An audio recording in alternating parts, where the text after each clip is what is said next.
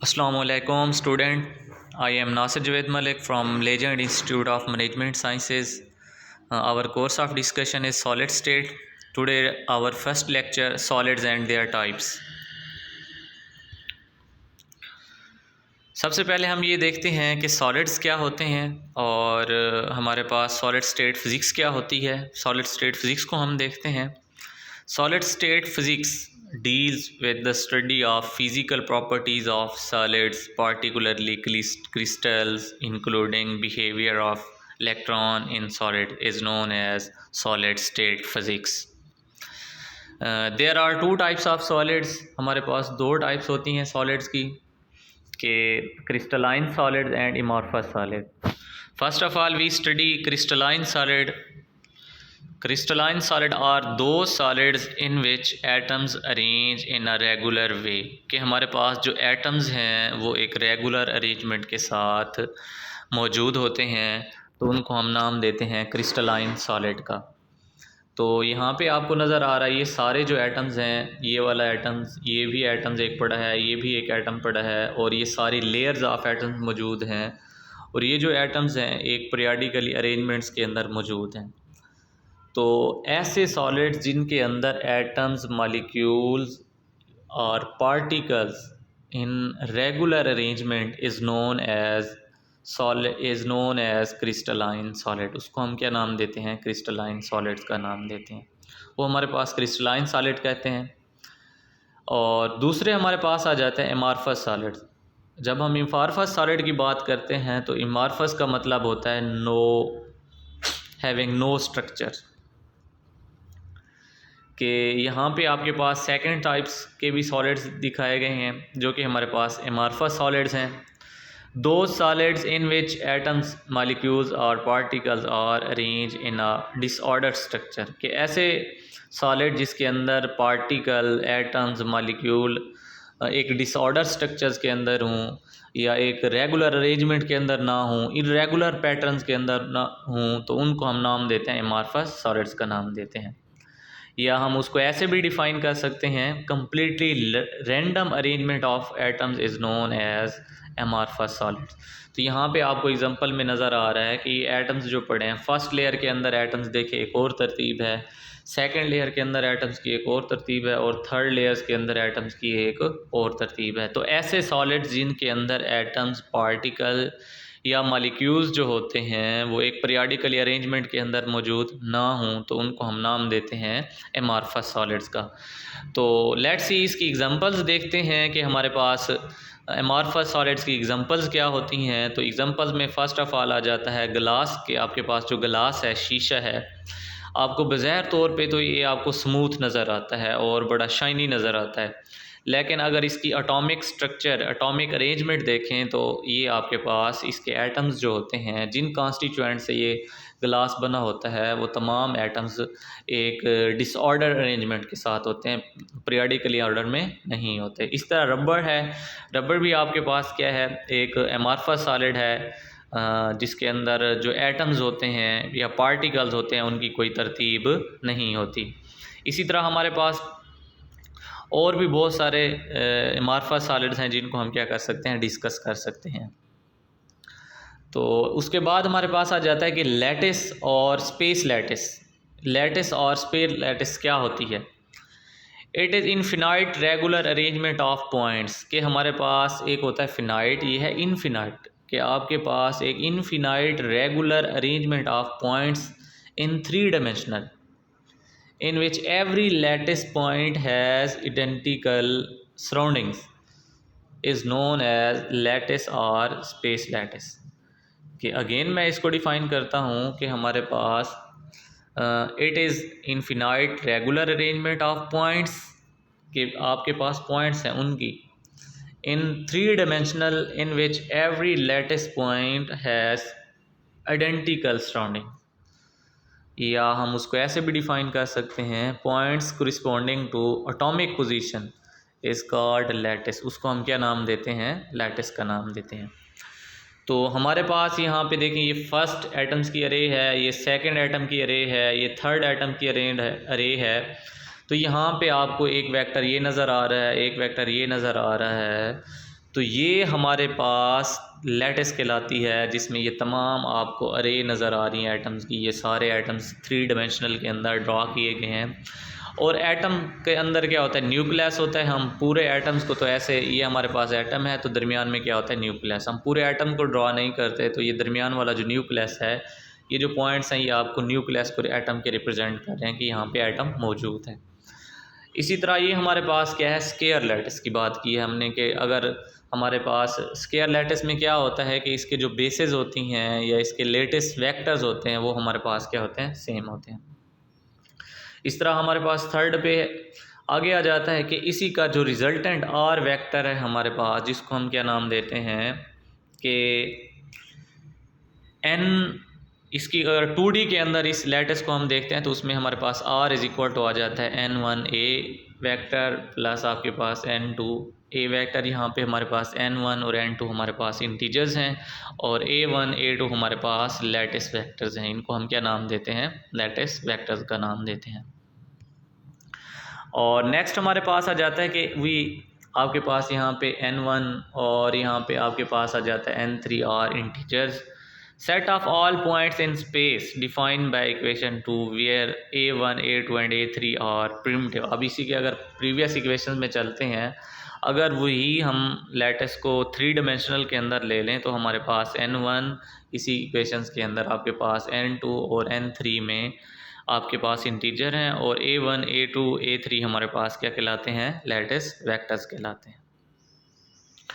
और वो हमारे पास स्पेस लैटिस कहलाती है जिसमें हमारे पास 3 जो वेक्टर्स हैं, लैटिस वेक्टर्स इन्वॉल्व हो जाते हैं।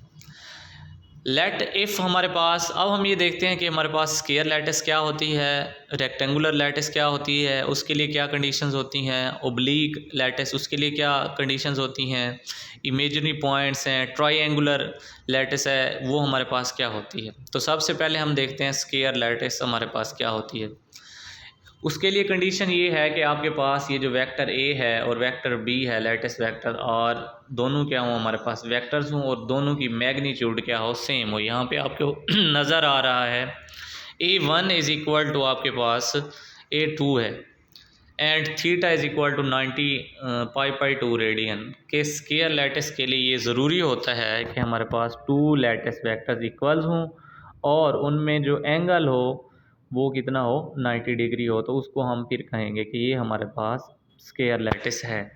इसी तरह जब हम रेक्टेंगुलर लैटिस की बात करते हैं तो उसमें हमारे पास जो लैटिस वेक्टर ए है does not equal to lattice vector B, कि यहाँ पे हमारे पास A lattice vector B lattice vector के इक्वल नहीं होता, और लेकिन उसमें एंगल क्या होता है, वो 90 डिग्री।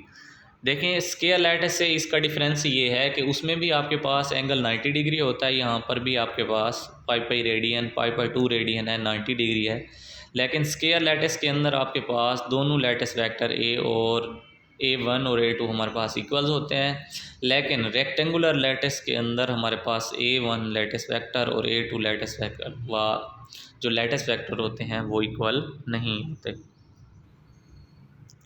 इसी तरह जब हम करते हैं ओब्लिक लैटिस की बात करते हैं तो उसमें हमारे पास इसमें भी जो होता है हमारे पास a1 वेक्टर और a3 वेक्टर जो होता है ये इक्वल नहीं होते और इनमें जो एंगल होता है वो भी 90 डिग्री नहीं होता। यहाँ पे आपको नज़र भी आ रहा है कि theta does not equal to 90 radian. Then we have oblique lattice, फिर हमारे पास क्या होगी, ओब्लिक लैटिस होगी। तो इनका आप डिफरेंस भी बना सकते हैं टेबल की तरह, तो आप इसको राइट कर सकते हैं। इसके बाद है लैटिस और इमेजिनरी पॉइंट्स। दूसरी बात यह है कि हमारे पास जो लैटिस होती हैं ना, इसको हम इमेजिनरी पॉइंट्स बोलते हैं कि हमारे पास ये क्या है, इमेजिनरी पॉइंट्स हैं। तो नेक्स्ट हमारे पास आ जाता है कि ट्रायंगुलर लैटिस क्या होती है। ट्रायंगुलर लैटिस में होता है हमारे पास लैटिस वेक्टर जो होते हैं इक्वल होते हैं और थीटा हमारे पास जो होता है पाई/3 रेडियंस होता है, और उसको हम नाम देते हैं कि हमारे पास क्या है, ट्रायंगुलर लैटिस है। ये हमारे पास रेक्टेंगुलर लैटिस बनाई गई है और उसमें हमारे पास क्या होता था रेक्टेंगुलर लैटिस के अंदर, ये देखें आपको यहाँ सारे ये पॉइंट्स नज़र आ रहे हैं, ये हमारे पास क्या हैं, ये सारे पॉइंट्स हैं, लैटिस पॉइंट्स हैं। और ये देखें ए वेक्टर जो है ये does not equal to a2 vector है, ये कि इन दोनों की लैटिस वेक्टर की लेंथ इक्वल यहाँ पे नहीं है। तो यहाँ पे हमारे पास देखें a1 does not equal to a2 और थीटा हमारे पास कितना है, 90 डिग्री लिखा गया है। तो इसको हम क्या नाम देते हैं कि ये हमारे पास है रेक्टेंगुलर लैटिस है ये। इसी तरह जब हम ट्राइएंगुलर लैटिस की बात करते हैं तो उसमें हमारे पास A1 और A3 A2 इक्वल्स होते हैं और थीटा हमारे पास कितना होता है पाई 3 डिग्री रेडियन या हमारे पास 60 डिग्री होता है। तो यहाँ पे हमारे पास ये देखें आपको पॉइंट्स बनाए गए हैं, ये लैटिस पॉइंट हैं 3D के अंदर, और यहाँ पे आपके पास A1 वेक्टर भी है और A2 वेक्टर्स भी है। तो ये आपको नज़र आ रहे हैं दोनों इक्वल हैं, लेकिन इन दोनों के दरमियान जो एंगल है वो एंगल कितना है हमारे पास 60 डिग्री है। तो इसको हम क्या कहेंगे कि ये हमारे पास क्या है ट्राइएंगुलर लैटिस है। नेक्स्ट हमारे पास आ जाता है कि प्रिमिटिव वेक्टर्स क्या होते हैं। तो शॉर्टेस्ट वेक्टर जो होता है उसको हम क्या नाम देते हैं प्रिमिटिव वेक्टर्स का नाम देते हैं। Those vectors which help to define the space, कि प्रिमिटिव वेक्टर्स वो होते हैं जो स्पेस को डिफ़ाइन करने में हमारी मदद करते हैं, तो उनको हम नाम देते हैं प्रिमिटिव वेक्टर्स का। और इनको हम दूसरा नाम ये होता है कि शॉर्टेस्ट वेक्टर्स भी ये होते हैं। इसके बाद हमारे पास आ जाता है बेसिस क्या होती हैं। बेसिस को डिफ़ाइन किया जाता है number of atoms associated with each lattice, कि एक लैटिस है ये वाली सारी, इसके अंदर जितने भी नंबर ऑफ़ एटम्स एसोसिएटेड हैं तो उनको हम क्या कहेंगे, ये हमारी क्या कहलाती हैं बेसिस कहलाती हैं। इसके बाद ये जो होती है इसमें बेसिस के अंदर एटम एक या एक से ज़्यादा एटम्स भी मौजूद है। इट मे बी 1 एटम्स और मोर एटम्स, इसमें क्या होते हैं एक या एक से ज़्यादा एटम्स भी मौजूद होते हैं। नेक्स्ट हमारे पास आ जाता है कि क्रिस्टल, आपसे पूछा जाता है शॉर्ट क्वेश्चन आता है डिफ़ाइन क्रिस्टल या व्हाट इज़ क्रिस्टल। तो हम क्रिस्टल को कैसे डिफ़ाइन करते हैं। क्रिस्टल जो हमारे पास है लैटिस प्लस बेसिस, कि अगर हम लैटिस को मिला लें और ऐड कर लें बेसिस भी ऐड कर लें तो हमारे पास जो चीज़ ऑब्टेन होगी वो हमारे पास क्या होती है क्रिस्टल हासिल होती है। यहाँ पे ये जो ब्लू डॉट्स आपको नज़र आ रहे हैं ये सारे ये क्या है आपके पास लैटिस है, और यहाँ पे हमारे पास क्या है ये ब्लैक और उसके ऊपर यहाँ पे ब्लू बना दिया गया है, ये हमारे पास क्या है बेसिस है। तो इन दोनों को जब यहाँ पे एडिशन का सैम्पल ये बताया गया है कि जब इन दोनों को हम ऐड करते हैं तो हमारे पास क्या बन जाती है क्रिस्टल बन जाती है। तो आपको यहाँ पे ब्लू डॉट्स जो हैं ये नज़र आ रहे हैं लैटिस के लिए, और ब्लैक डॉट्स किसके लिए हैं हमारे पास बेसिस के लिए हैं। तो ब्लैक और ब्लू डॉट्स मिलके हमारे पास मतलब लैटिस और बेसिस मिलके हमारे पास क्या बना देती हैं क्रिस्टल्स बना देती हैं।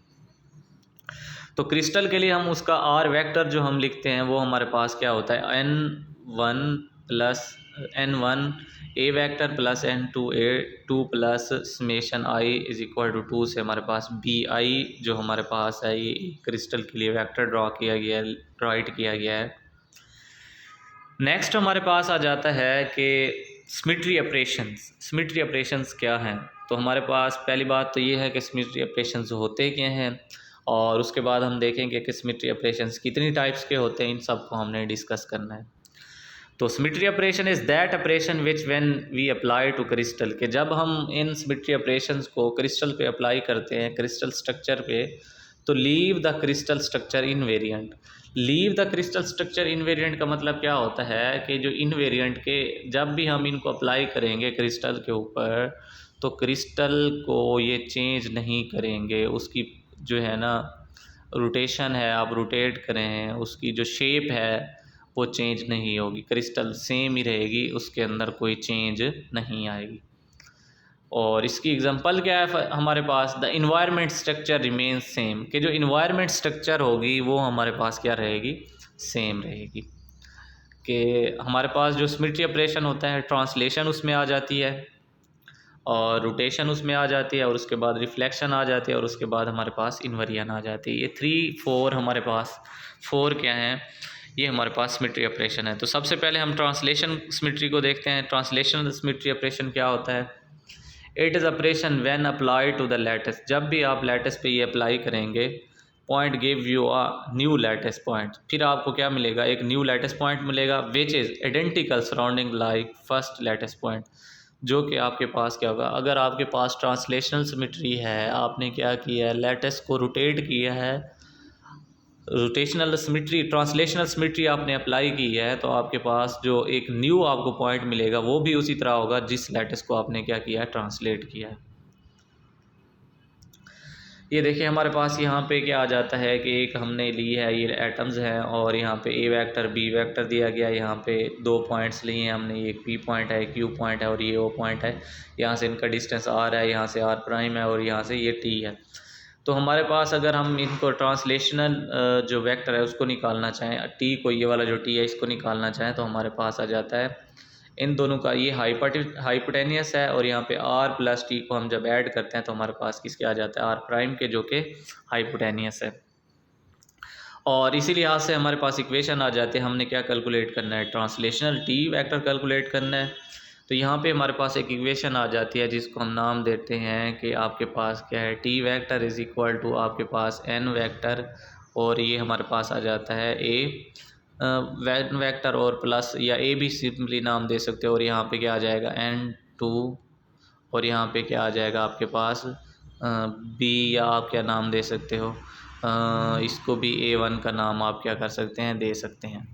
ठीक है, तो यहाँ पे हमारे पास n जो है ना इंटीजर है, तो उसमें 1 वैल्यू दी गई है और ट्रांसलेशन भी की गई है। तो आपके पास जो दूसरा n2 है उसके लिए -1 पुट किया गया है। तो t is equal to n vector plus n into a vector plus n2 into B vector. तो यहाँ पे हमारे पास जो n1 है, n2 है, ये हमारे पास इंटीजर्स कहलाते हैं। इसी तरह हमारे पास रिफ्लेक्शन सिमेट्री आ जाती है कि किसी को आप, किस चीज़ को आप रिफ्लेक्ट करते हैं, एक लैटिस है, एक क्रिस्टल है, आप उसको क्या करते हैं, रिफ्लेक्शन सिमेट्री देखना चाहते हैं। तो उसमें क्या होता है हमारे पास, a crystal is said to be possess reflection symmetry if there exist a line or a plane which divides the crystal into two identical halves which are mirror image of each other, जो कि हमारे पास क्या बनाते हैं, mirror image बनाते हैं। तो ये हमारे पास क्या है, इसको हम बोलते हैं रिफ्लेक्शन सिमेट्री बोलते हैं। ये हमारे पास क्या कहलाती है, रिफ्लेक्शन सिमेट्री कहलाती है।